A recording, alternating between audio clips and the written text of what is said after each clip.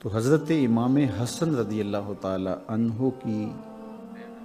یہ عظیم المرتبت قربانی کہ انہوں نے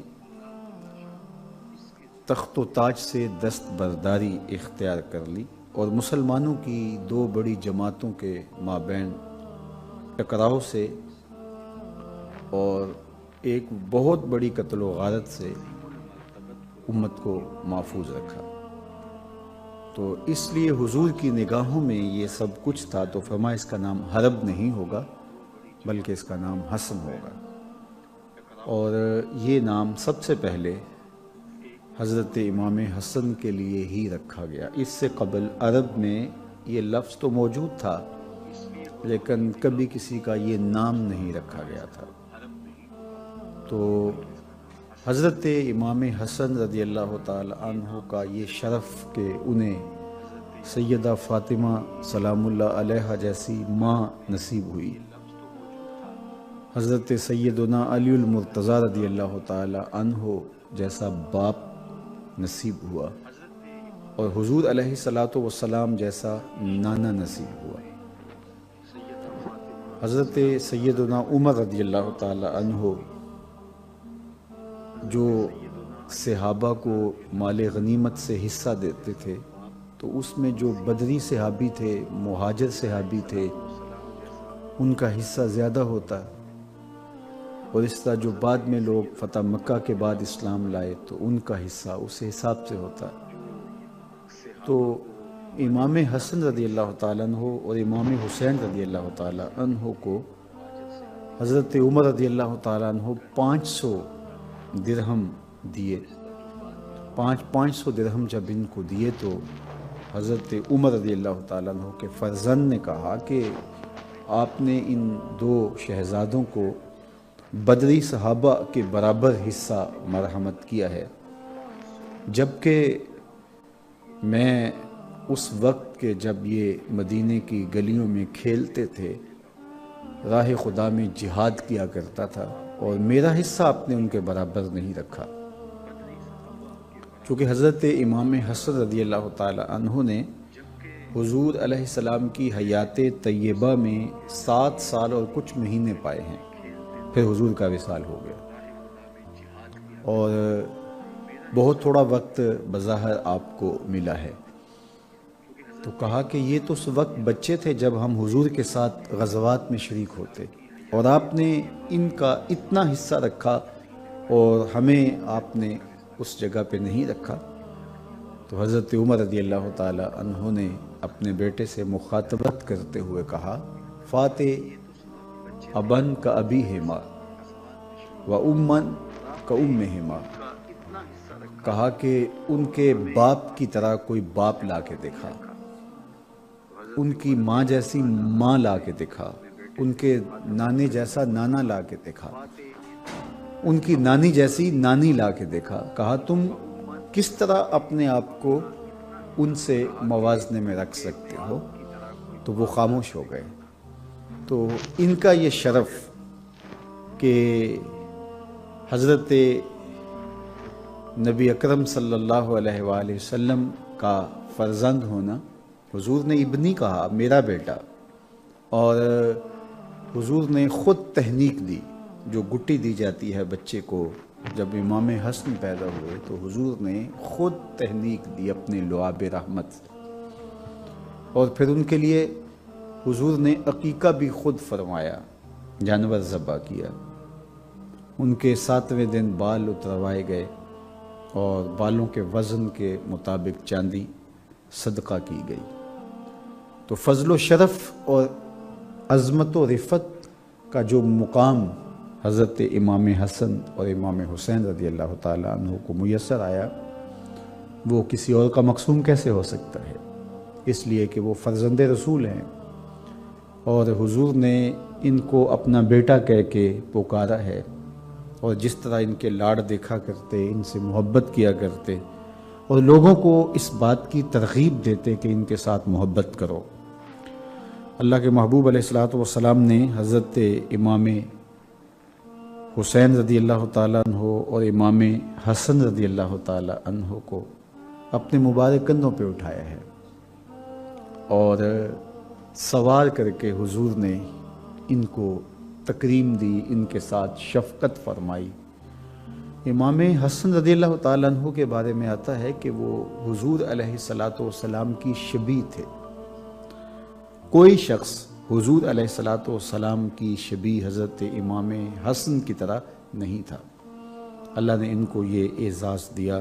امام بخاری نے حضرت انس بن مالک رضی اللہ تعالیٰ عنہ سے اس حدیث کو روایت کیا ہے کہ لم یکن احد اشبہ بن نبی صلی اللہ علیہ وسلم من الحسن بن علی، حضرت حسن بن علی سے زیادہ حضور کے مشابہ کوئی نہیں تھا، شکل و صورت میں، عادات میں، اطوار میں، طرز زندگی میں، عبادات و ریاضات میں حضرت امام حسین کی شان نرالی تھی، اور امام حسن کا درجہ بہت اونچا اور بہت بلند اور بہت بالا تھا۔ تو اللہ نے ان کو یہ اعزاز اور یہ شان حضور علیہ السلام کے صدقے سے عطا کی تھی، اور اللہ کے محبوب علیہ السلام نے اللہ کی بارگاہ میں دعا مانگی، جس کو امام بخاری نے بھی، امام مسلم نے بھی اپنی اپنی اسناد کے ساتھ روایت کیا ہے۔ حضرت سیدنا ابو ہریرہ رضی اللہ تعالیٰ عنہ کی مرویات سے ہے کہ آقا کریم نے دعا مانگتے ہوئے بارگاہ ازدی میں عرض کیا، اللہم انی احبہ، اے اللہ میں حسن بن علی سے محبت کرتا ہوں، فاحبہ واحبب من یحبہ، اور اے اللہ تو بھی حسن بن علی سے محبت کر، اور جو حسن بن علی سے محبت کرے اللہ اس کو محبوب بنا دے، لوگوں کے دل میں اس کی جگہ پیدا ہو جاتی ہے جو حضرت امام حسن رضی اللہ تعالیٰ عنہ سے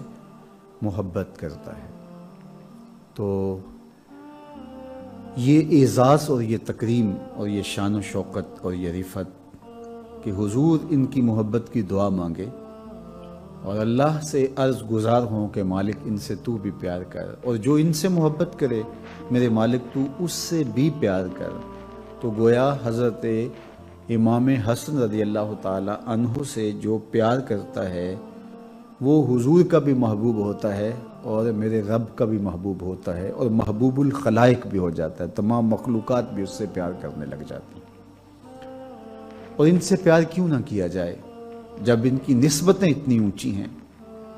اور انہوں نے اس امت کو اتنا بڑا انعام دیا۔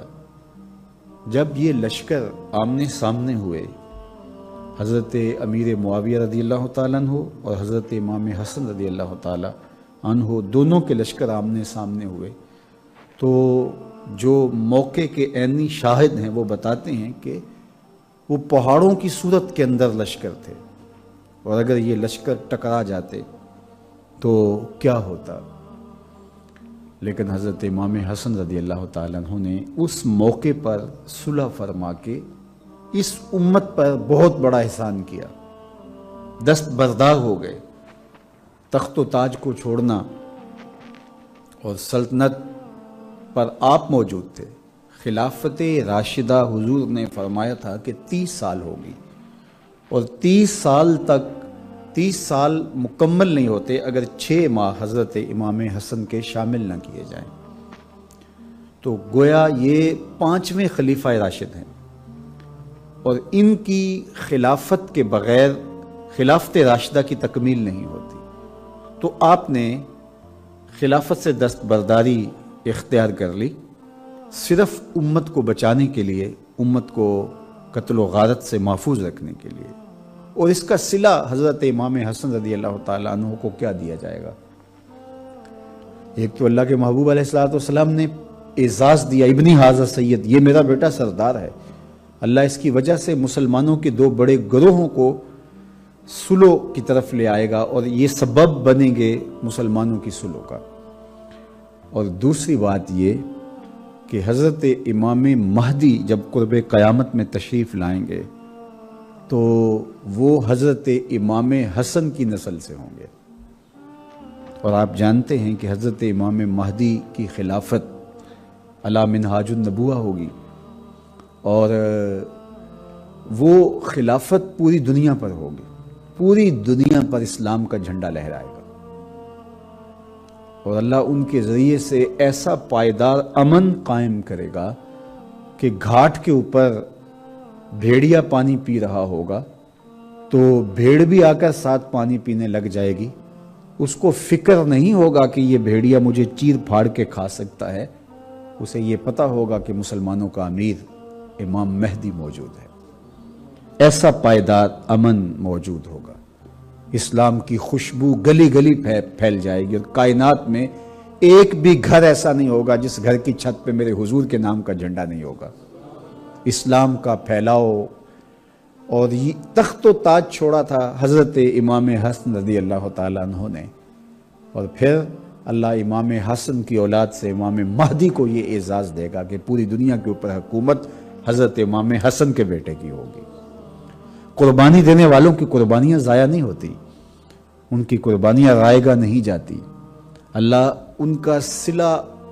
جمع کر لیتا ہے، یا ان کو دنیا میں دیتا ہے یا آخرت میں دیتا ہے، اور کئیوں کو دنیا میں بھی عطا کرتا ہے اور آخرت میں بھی عطا کرتا ہے۔ نسلوں کے اندر اچھوں کی اچھائی کی برکات پیدا ہوتی ہے۔ تو حضرت امام حسن رضی اللہ تعالی عنہ کی اس قربانی کو، جو تخت و تاج کی قربانی تھی، اس کا صلہ یہ کہ آپ کے فرزند پوری دنیا کے تخت کے مالک ہوں گے، اور خلافت کی وہ صورت کہ پوری دنیا کے اندر ایسا پائیدار امن قائم ہوگا کہ دیکھنے والا ہوگا۔ تو یہ حضرت امام حسن رضی اللہ تعالی عنہ کی شان ہے، یہ آپ کا مرتبہ ہے اور آپ کو دیا گیا مقام ہے۔ حضرت امام حسن رضی اللہ تعالی عنہ حضور علیہ السلام کی مشابہت رکھتے تھے، میں نے عرض کیا۔ عصر کی نماز پڑھنے کے بعد حضرت سیدنا صدیق اکبر رضی اللہ تعالی عنہ مسجد سے نکلے تو آگے امام حسن کھیل رہے تھے، تو حضرت ابو بکر صدیق رضی اللہ تعالی عنہ نے ان کو اپنے کندھوں پہ اٹھا لیا اور کہا کہ تو علی کے مشابہ نہیں ہے، تو نبی کے مشابہ ہے، اور حضرت علی رضی اللہ تعالیٰ عنہ مسکرا رہے تھے۔ تو یہاں سے یہ بات بھی سمجھ میں آئی کہ اہل بیت کا اور صحابہ کا کتنا گہرا ربط اور تعلق اور محبت کا رشتہ تھا۔ اقبال نے کہا تھا، اے کہ نہ شناسی خفیرہ از جلی ہوشیار باش، اے گرفتار ابو بکر و علی ہوشیار باش۔ یہ تیرے خلاف سازش ہے کہ تجھے تاریخ کی لولی لنگڑی روایات کا سہارا لے کر کے یہ بتلایا گیا ہے کہ یہ آپس میں ٹکراتے رہے ہیں اور یہ آپس میں لڑتے رہے ہیں۔ صحابہ کا اور اہل بیت کا محبت کا، الفت کا ربط و رشتہ تھا، اور خلفائے راشدین کے حوالے سے ابھی حضرت عمر کا واقعہ آپ کے سامنے میں نے رکھا، اور یہ سیدنا ابو بکر صدیق رضی اللہ تعالی عنہ کی دل آویز کہانی ہے کہ امام حسن کو کندھوں پہ اٹھایا۔ ایک تو حضور کی سنت ادا ہو گئی، حضرت حسن کو حضور نے بھی اپنے کندھوں پہ اٹھایا تھا، تو آج خلیفۃ الرسول بھی اپنے کندھوں پہ اٹھا رہے ہیں، اور کہا تو علی کے مشابہ نہیں ہے، تو میرے نبی کے مشابہ ہے۔ اللہ اکبر۔ تو حضرت امام حسن رضی اللہ تعالی عنہ جلیل القدر، صاحب عظمت اور صاحب کرامت، سخی، متورع اور انتہائی عبادت گزار تھے۔ نماز فجر کے وقت آتے تو اشراق تک مصلی پہ ہی لمحات زندگی گزرتے، اور اشراق کے بعد گھر تشریف لے جاتے، اور صدقہ و خیرات یہ تھا کہ جو کچھ ہوتا وہ راہ خدا میں بانٹ دیتے۔ ایک دن مسجد میں ایک شخص دعا مانگ رہا تھا، اور دعا مانگتے ہوئے وہ یہ کہہ رہا تھا، اے اللہ مجھے 4000 درہم عطا کر دے۔ تو حضرت امام حسن نے اس کو یوں دعا مانگتے سن لیا اور گھر گئے، اور 4000 درہم اس کے گھر پہنچا دیے کہ تو جو اللہ سے مانگ رہا تھا وہ اللہ نے تیری دعا قبول کی اور میرے ذریعے سے وہ تجھے عطا کر دیا۔ ایک دن حضرت علی المرتضیٰ رضی اللہ تعالیٰ عنہ نے فرمایا کہ میرے فرزند امام حسن رضی اللہ تعالیٰ عنہ نے کچھ مال جمع کیا ہے، اور وہ مال اس مقصد کے لیے جمع کیا ہے کہ وہ لوگوں میں بانٹ دیں، تو کوئی ان سے لینا چاہے تو وہ اسی لیے مال جمع کر کے بیٹھے ہیں۔ تو بہت سارے لوگ آ گئے،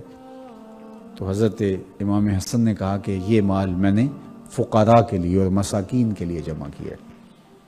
تو آدھے لوگ جو ہیں وہ کھڑے ہو گئے کہ ہم اس زمرے میں آتے ہیں لہٰذا ہمیں دیا جائے. تو آپ نے وہ سارا مال ان میں تقسیم کر دیا. بلا کے فصیح تھے اور اللہ جل شانہ نے ان کو فصاحت و بلاغت کا جو نور عطا کیا تھا، شیر مادر کا اثر تھا اور خون علی کی تاثیر تھی، اور حضور علیہ السلام نے ان کے منہ میں اپنی زبان ڈالی اور اپنا لعاب ڈال کر کے ان کو تحنیک دی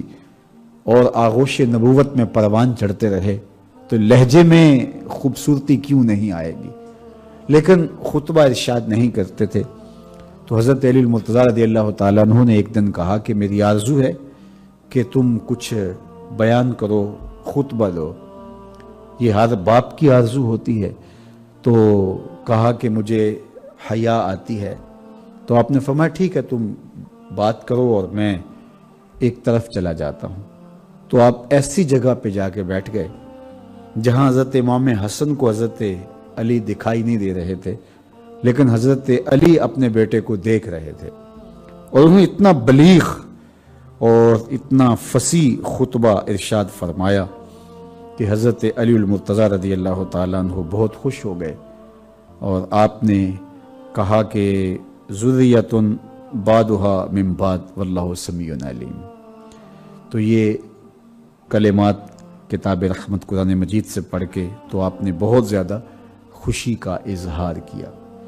میرے اور آپ کے آقا و مولا نے حضرت امام حسن اور امام حسین رضی اللہ تعالی عنہ کے لیے یہ جملے بھی ارشاد فرمائے تھے کہ حسن اور حسین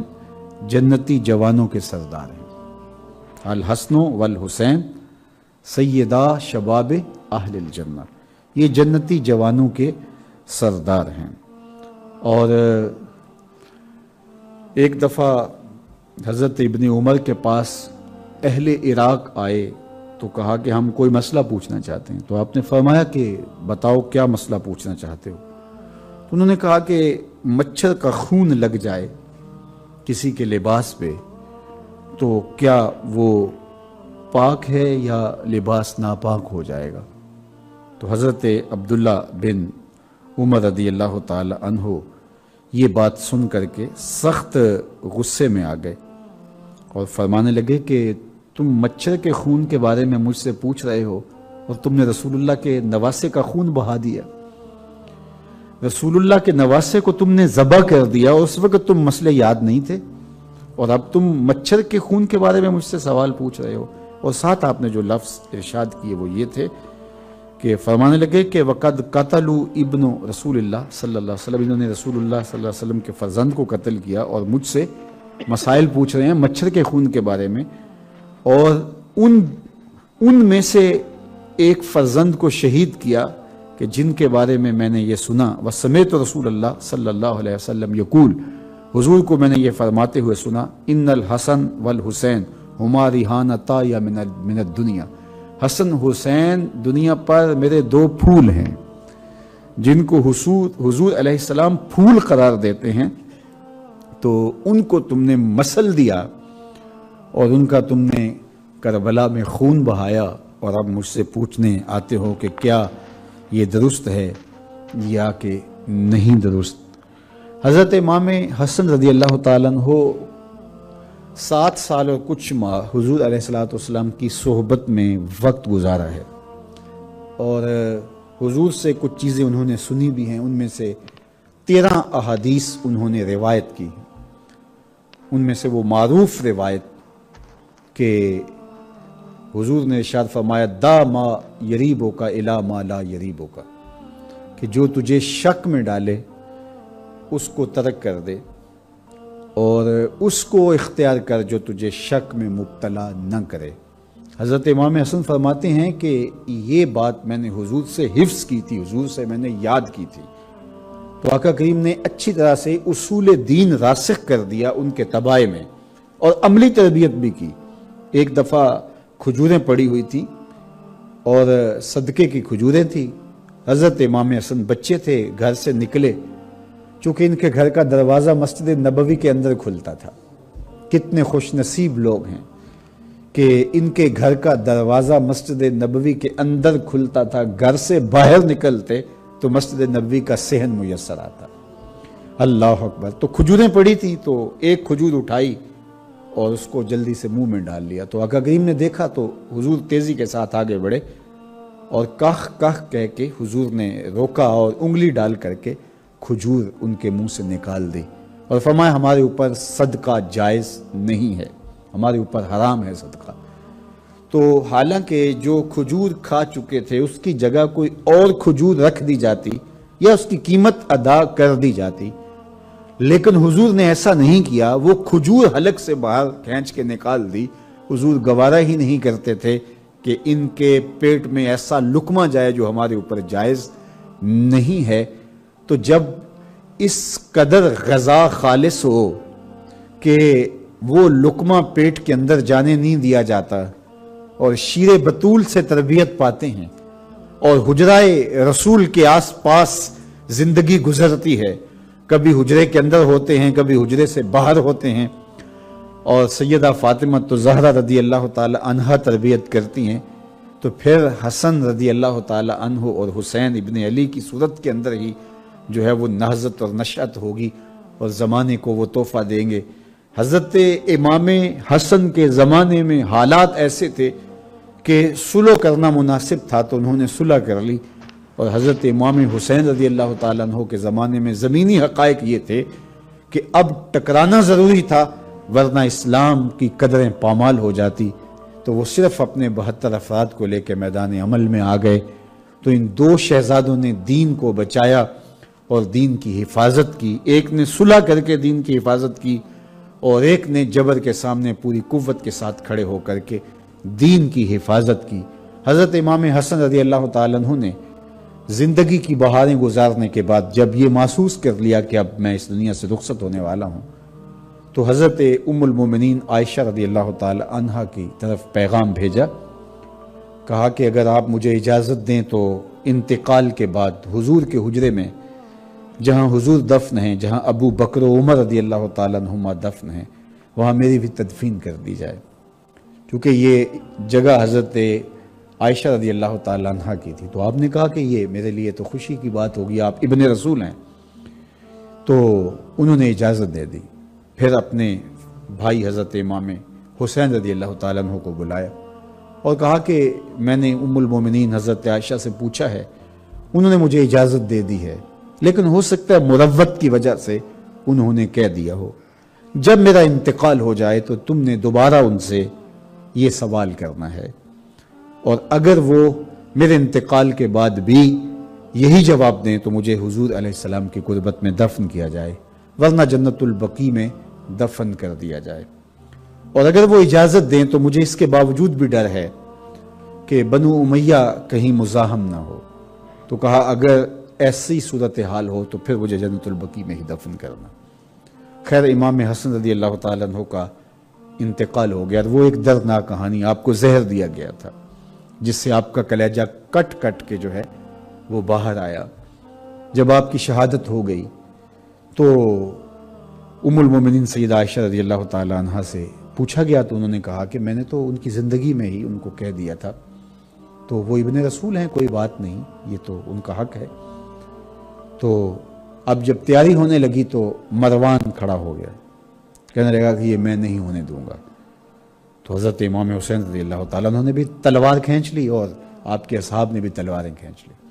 ادھر مروان بھی اپنے سپاہی لے کر کے آ گیا۔ جب دونوں فریقین آمنے سامنے ہوئے، قبل اس سے کہ کوئی ٹکراؤ ہوتا تو حضرت ابو ہریرہ رضی اللہ تعالیٰ عنہ تشریف لائے اور آپ نے فرمایا کہ حسین تمہیں تمہارے بھائی نے کیا وصیت کی تھی؟ تو انہوں نے کہا کہ انہوں نے یہ وصیت کی تھی کہ مجھے دفن کیا جائے جنت جو ہے وہ حضور علیہ السلام کی قربت میں، اور ام المومنین اگر اس کی اجازت دیں، تو انہوں نے تو اجازت دے دی ہے۔ تو کہا انہوں نے یہ نہیں کہا تھا کہ اگر بنو امیہ مزاحم ہوں تو پھر جنت البقیع میں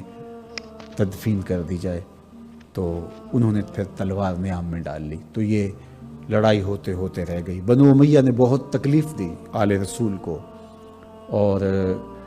ان میں سے ایک موقع یہ بھی تھا جب امام حسین رضی اللہ تعالی عنہ کو شہید کرنے کے بعد تدفین کے لیے روکا گیا، تو تو امام حسن کو پھر جنت البقیع میں دفن کیا گیا، اور ان کا روضہ انور، ان کی قبر نور، مرجع خلائق، لوگوں کے لیے قبولیت دعا کا مرکز اور رحمتوں کا منبع و مصدر ہے۔ اللہ تعالیٰ ان کی قبر پہ کروڑوں رحمتوں کا نزول فرمائے، اور ہم سب کو ان کے نقوش پاک کی برکتیں عطا کرے۔ فرزند رسول اور پورے بطول سیدنا امام حسن رضی اللہ تعالیٰ عنہ کے درجے اور زیادہ بلند فرمائے، اور اللہ ہم سب کو ان کی عقیدت جو ہمارے دلوں، ہماری روحوں، ہمارے قلوب میں بسی ہوئی ہے،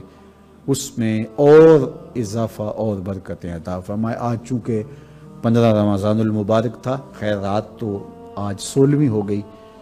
تو ان کے حوالے سے بات کرنا میرے لیے اعزاز اور میرے لیے ایک جو ہے وہ عزت کی علامت تھی۔ اللہ آپ سب کو جزا دے، جملہ ناظرین کو اور جملہ ناظرات کو اللہ ہم سب کو اپنی خاص پناہوں میں رکھے۔ آپ تشریف لائے، آپ کو بھی اپنی خاص کرب نوازیوں سے مالا مال کرے۔ وآخر دعوانا ان الحمدللہ رب العالمین، الحمدللہ رب العالمین، والصلاة والسلام علی اشرف الانبیاء والمرسلین۔ اے اللہ اٹھے ہوئے ہاتھ، پھیلی ہوئی جھولیاں رحمتوں سے بھر دے، بخت کی بہاریں نصیب فرما دے، اور مقدر کی خزائیں رخصت کر دے۔ جئیں تو تیرے لیے، مریں تو تیرے دین کے لیے، اور زندگی کی آخری ہچکی تک تیرے رسول کے وفادار رہیں۔ ہر علت سے، ہر قلت سے، ہر ذلت سے رہائی عطا کر دے، اپنے محبوب کے در کی گدائی عطا کر دے، نفس اور شیطان کے مکر سے محفوظ فرما، اور اپنی خاص کرم نوازیاں اس امت کا مقسوم کر دے۔